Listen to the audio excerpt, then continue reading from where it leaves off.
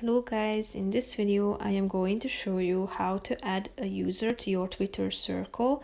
But first I just want to mention, don't forget to subscribe to my channel because at 10,000 subscribers I am going to show you my whole YouTube revenue statistics and growth strategy, how to make money online. So let's jump into it. First of all, open the application on your phone. Now tap on the home button down below, which is the first option.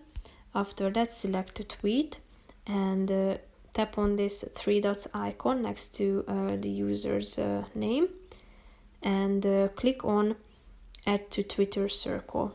Now this user has been added to your Twitter circle. You can check your Twitter circle by tapping on the profile icon in the upper left corner of the screen and tap on Twitter circle.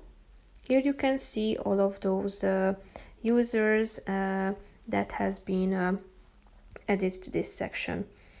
So people won't be notified when you edit your Twitter circle. Anyone you add will also be able to see your previous Twitter circle tweets, and if you want to remove anyone, you just simply have to tap on this remove button, so there isn't anyone in your Twitter circle now.